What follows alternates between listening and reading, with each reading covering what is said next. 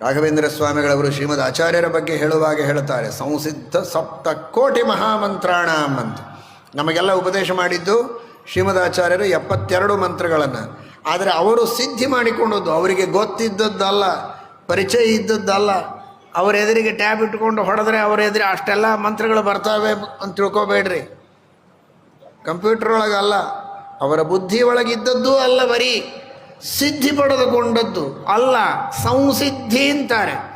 ಮಂತ್ರಾಲಯ ಪ್ರಭುಗಳಿಗೆ ಆ ಶ್ರೀಮದ್ ಆನಂದ ತೀರ್ಥ ಭಗವತ್ಪಾದಾಚಾರ್ಯರ ಬಗ್ಗೆ ಏನು ಭಕ್ತಿ, ಎಂಥ ಅದ್ಭುತವಾದಂತಹ ಅನುಸಂಧಾನ. ಸಂಸಿದ್ಧ ಸಪ್ತಕೋಟಿ ಮಹಾಮಂತ್ರಾಣಾಂ, 7 ಕೋಟಿ ಮಹಾಮಂತ್ರಗಳನ್ನು ಪರಿಪೂರ್ಣವಾಗಿ ಸಿದ್ಧಿ ಮಾಡಿಕೊಂಡು ಅದರ ಮಹಾಫಲವನ್ನು ಅನುಭವಾರೂಢ ಮಾಡಿಕೊಂಡ ಮಹಾನುಭಾವರು ಶ್ರೀಮದ್ ಆನಂದ ತೀರ್ಥ ಭಗವತ್ಪಾದಾಚಾರ್ಯರು ಅಂತ ಅವರನ್ನು ಉಪಾಸನೆ ಮಾಡುತ್ತಾರೆ ರಾಯರು.